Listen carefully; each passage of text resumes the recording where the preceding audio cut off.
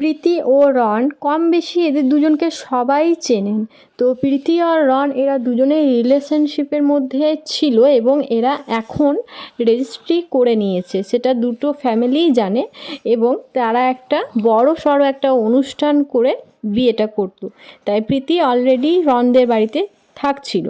তারপর থাকতে থাকতে কিভাবে কেন প্রীতি বাড়ি ছেড়ে চলে গেল রনের বাড়ি ছেড়ে, এবং রনকে কেন প্রীতির দিদি এইভাবে রনকে কেন রনের দিদি এইভাবে মারলো, আর প্রীতিদের সাথে প্রীতি কি আর কখনো সে বাড়ি ফিরে যাবে কি না সেটা সবটাই আমি বলবো, আর কী কারণে মেনেছে সবটাই জানাবো। তো এই যে দেখতে পাচ্ছেন প্রীতি কিন্তু ওদের বাড়িতেই থাকতো, রনদের বাড়িতে। এটা প্রীতির শাশুড়ি আর এই যে প্রীতি।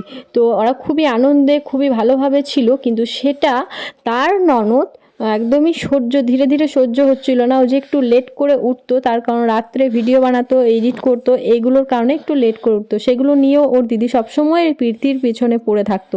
রিসেন্টলি ওরা গিয়েছিল সিকিমে। তো সিকিমে যেতে বাধা দিয়েছিল তার ননদ তার প্রীতির শাশুড়িকে কান ভাঙানি দিয়ে, যে যেন ওরা না যায়, কারণ ওর ননদ একেবারে সহ্য হয় না যে তার দাদা বৌদি এভাবে ঘুরছে বেড়াচ্ছে, আর তাদের ফলোয়ার অনেক বেড়ে গিয়েছে এবং এরা ভালো থাকুক হাসি খুশি থাকুক, সেটা কখনোই কিন্তু তার ননদ চায় না। সে চেয়েছিল যে তারা যেন না যায়। তাই কিন্তু তার কথা মতো জিনিসটা হলো না, তারা চলে গেল। আর রন কিন্তু প্রীতি যাওয়ার পরে রনও কিন্তু বাড়ি ছেড়ে বেরিয়ে গিয়েছিল, একটা আলাদা ফ্ল্যাট নিয়ে ভাড়া থাকছিল, সেটা সবাই জানেন। তো তারপরে তারা আলাদা থাকার পরেও গিয়েছিল, আর সামনে ছিল তার ছেলের বার্থডে। তো তারা সিকিম থেকে তার ছেলের জন্য, দীপিকাদির ছেলের জন্য জ্যাকেট আরও অনেক কিছু এনেছিল। সেটা দিতে যাওয়ায় তার দিদি বলল যে না, দিতে যাওয়ায় তার দিদি তার ছেলেকে শিখিয়ে দিয়েছিল যে তুই এগুলো নিবি না, তোর মামা দিলে। তো যাই হোক, রীতিমতো সে থেকে কথোপকথন বাড়ে এবং রনকে কীভাবে মেরেছে দেখতে পাচ্ছেন আপনারা, নোকে চিড়েছে, ঠোঁটে চিড়েছে।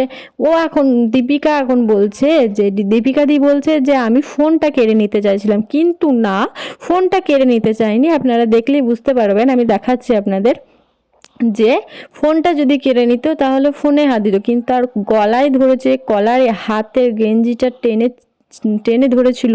এগুলো আমি তোমাদের সবটাই দেখাচ্ছি স্ক্রিনশট নিয়ে। যে দেখতে পাচ্ছেন মারবার জন্য মুখটা কেমন করেছে, আর একটা হাত কিন্তু ছিল কলারে, আর একটা ওর দিদির হাতটা কলারের মধ্যে ছিল। তো তাই টেনে ওকে নিতে যাচ্ছিলো। এই যে জামাটা কীভাবে হাতের কাজটা ধরেছে মারার জন্য, কিন্তু সে এখন বলছে যে সে নাকি তার ফোনটা কাটতে যাচ্ছিল। ফোনটা মোটেও কাটতে যায়নি, তার উদ্দেশ্যটা ছিল অন্যরকম।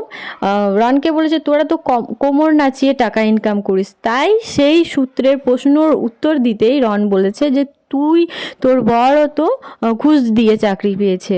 তো এই কথাটা বলা মাত্র সে উঠে পড়ে তাকে মারার জন্য। এই যে দেখতে পাচ্ছেন গেঞ্জিটা ঠিক কেমনভাবে টেনে আঁচড়ে একদম ধরেছে তাকে মারার জন্য। রীতিমতো সে বিষয়টা রন নিজের একটা ভিডিও ছাড়ে তার চ্যানেলে জানায়, এবং বলতে বলতে সে কেঁদে ফেলে যে কাঁদছে, দেখতে পাচ্ছেন কাঁদতে কাঁদতে সে সবটাই জানায়। এমনকি তার দিদি পুলিশ স্টেশনেও গিয়ে কেস করে এসেছে রনের নামে। তো এটাই জানা যাচ্ছে যে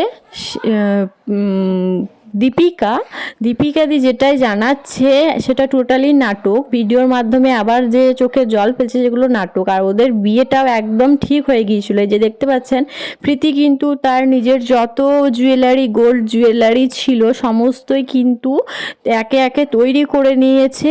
এমনকি রিসেন্টলি একটা কান পাশাও তৈরি করিয়েছে, শুধু বিয়ের জন্য করিয়েছিল। তখন কিন্তু প্রীতি জানতো না যে কি ঘটেছে না ঘটেছে, রন যেহেতু ওকে বলেনি, পরে সে জেনেছে। তো অনেক কিছুই বানানো হয়েছে। তার বিয়ে রিসেন্টলি কিছু মাসের মধ্যেই কিন্তু তাদের বিয়েটা হতো, তার মধ্যেই তার দিদি এইভাবে অশান্তি লাগিয়ে দিল, দেখতে পাচ্ছেন।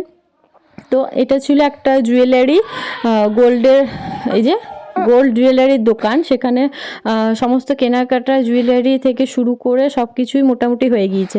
তারপর যখন সে নিজের বাড়ি ফেরত যায়, সেখানে গিয়ে সে একটা কথা কিন্তু নিজের ভিডিওতেও প্রীতি বলেছিল যে আমি খুব রোগা হয়ে গেছি, নিজের মায়ের মতো কোনো মাই হতে পারে না। আমি আমাদের বাড়ি ফিরে আসার পরে আমাকে এইভাবে দেখে, আমার মা এত রোগা দেখে আমার জন্য কুলেখাড়ার জুস, অমলেট এসব বানিয়ে খাওয়াচ্ছিল। আমাকে এত রোগা দেখতে পারছিল না। আমি ওখানে থাকার চেয়ে আমার সেভাবে কেয়ারিং হতো না, যে যখন আমি নিজের বাড়ি ফিরে এসেছি তো আমার মা যেভাবে আমার কেয়ার করছে সেরকম কেয়ার আমাকে ওখানে কেউ করতো না। সেটা সে নিজের মুখে নিজের ভিডিওতে বলেছে। তো চাইলে আপনারা তার ভিডিওতে গিয়ে দেখে নিতে পারেন।